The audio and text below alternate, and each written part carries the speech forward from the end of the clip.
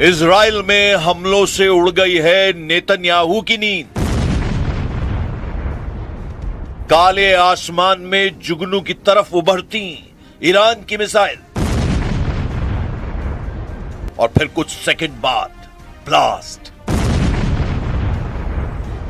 खाड़ी भी धुआं धुआं, दिन में नीले खुले आसमान को स्याह कर रहे हैं ईरान के मिसाइल धमाके।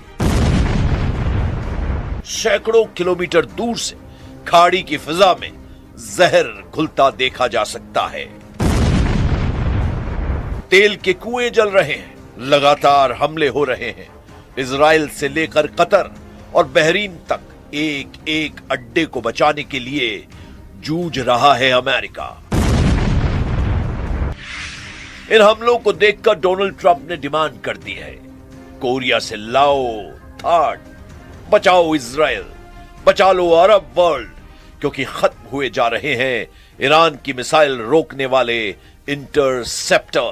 रिपोर्ट है कि अमेरिका का थर्ड मिसाइल वाला स्टॉक करीब करीब खत्म हो चुका है। पैट्रियट का स्टॉक खत्म होने जा रहा है। ऐसे में अमेरिका क्या करेगा? इजराइल कैसे बचेगा? यह वीडियो देखकर ट्रंप ने पैनिक बटन दबा दिया है। युद्ध लंबा चलने की बात हो रही है। क्या ऐसी जंग के लिए अमेरिका और इजराइल तैयार है? क्या ईरान में सेना उतारने की नौबत आने वाली है?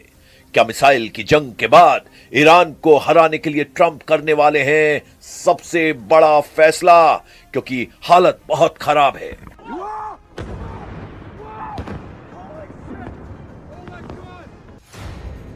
वॉल स्ट्रीट जर्नल की खबर ने अलर्ट जारी कर दिया है कि मिसाइल डिफेंस सिस्टम के लिए मिसाइल खत्म हो रही है।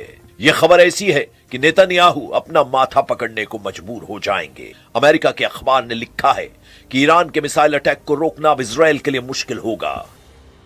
इजराइल के तमाम मिसाइल डिफेंस सिस्टम के सामने बड़ा संकट गहरा गया है। अमेरिका में छपी खबर बता रही है कि नेतन्याहू और डोनाल्ड ट्रंप को फौरन कोई कदम उठाना होगा, नहीं तो ईरान की मिसाइलों के सामने टिकना मुश्किल हो जाएगा। इजराइल पहले ही अपने डिफेंस सिस्टम को लेकर जूझ रहा है। आयरन डोम बन गया आयरन मोम। ईरान की मिसाइलों ने पिघला डाला। यह बहुत परेशान करने वाली खबर है। इसी पर हड़कंप मचा हुआ है। ताबड़तोड़ हमलों से गूंजा इजराइल। तेल Aviv, Haifa, Nevatim, Beersheba. Netanyahu की नींद उड़ाने वाले धमाकों से बेचैन हो गए हैं ट्रंप। अमेरिका के थाड को फाड़ डाला। ईरान ने निकाल लिया है मास्टर किलर खैबर शिकन। इसका लगातार शिकार बन रहा है डोनाल्ड ट्रंप का system.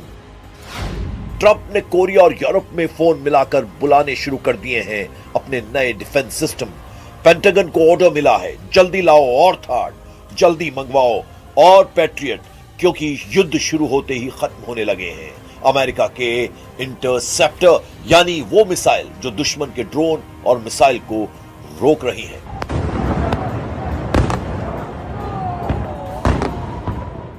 Our objectives are clear. First, we're destroying Iran's missile capabilities, and you see that happening on an hourly basis, and their capacity to produce brand new ones, and pretty good ones they make.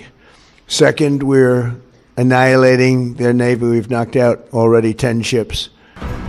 तेल अवीव और Haifa से आ रही तस्वीरों को देखकर Netanyahu का दफ्तर हाहाकार कर रहा है। डोनाल्ड ट्रंप की सरकार इमरजेंसी प्लान पैनिक बटन बार बार दबा रही है। बता रही है कि ईरान की मिसाइलें सबसे बड़ा चैलेंज बन चुकी हैं। जब आसमान में ईरान की मिसाइल नजर आती है तो इजराइल में सायरन बजने लगता है।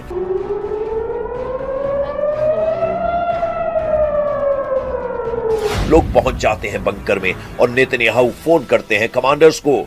इजराइल और अमेरिका दोनों का फोकस है ईरान की मिसाइल गोदाम।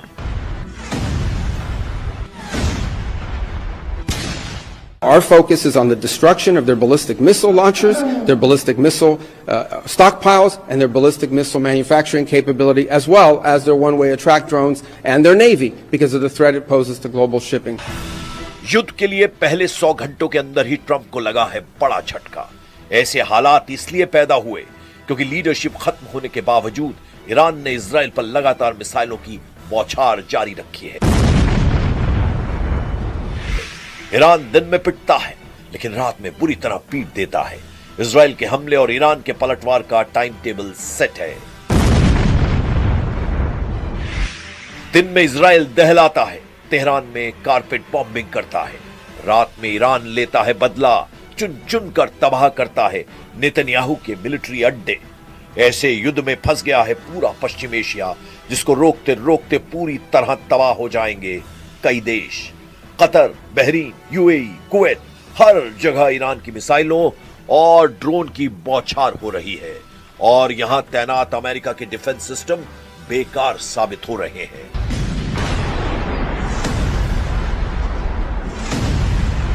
ईरान के खिलाफ अमेरिका और इजराइल का युद्ध 24 घंटे में पूरी तरह पलट चुका है। अमेरिका की तरफ से ऐसा अलर्ट आया है कि नेतन्याहू के पैरों तले जमीन खिसक सकती है। अमेरिका के थाट के साथ साथ इजराइल के एरो डिफेंस सिस्टम के लिए भी बहुत बुरी खबर है।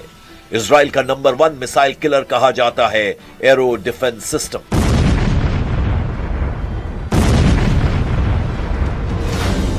एरो इजराइल का अपना मिसाइल डिफेंस सिस्टम है। इसकी रेंज 2500 किलोमीटर है। यह अंतरिक्ष में जाकर भी दुश्मन की मिसाइल को रोक सकता है, यानी ईरान की कई मिसाइल अंतरिक्ष से वापस वायुमंडल या फिर कहें कि इजराइल के आसमान में दाखिल भी नहीं हो पाती होंगी, क्योंकि एरो सिस्टम उन्हें पहले ही खत्म कर चुका होता है। इसी वजह से एरो को इजराइल का प्रीमियम मिसाइल डिफेंस कहा जाता है। लेकिन बेत शेमेश, तेल अवीव और बीरशेबा में हुए हमले बता रहे हैं कि एरो फेल हो रहा है। ये ईरान की मिसाइल रोकने के लिए इजराइल का मल्टी लेयर डिफेंस सिस्टम का हिस्सा है और जब तक नौबत डेविड स्लिंग या फिर आयरन डोम की आती है, उससे पहले ही एरो मिसाइल डिफेंस सिस्टम अपने टारगेट को अंतरिक्ष में खत्म कर चुका होता है। ऐसे दावे किए जाते हैं, लेकिन एरो का लगातार इस्तेमाल करने से इजराइल की युद्ध वाली फैक्ट्री पर जबरदस्त दबाव पड़ा है, क्योंकि गोली से लेकर मिसाइल तक दुश्मन को खत्म करने वाले हर हथियार की एक कीमत होती है।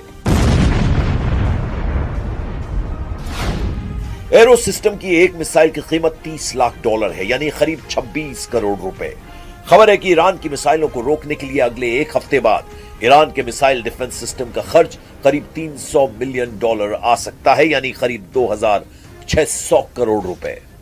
इजराइल में हर लोकेशन को बचाना नेतन्याहू की जिम्मेदारी है और ईरान जब हमला करता है तो उसके टारगेट पर इजराइल के बड़े से बड़े मिलिट्री टारगेट होते हैं।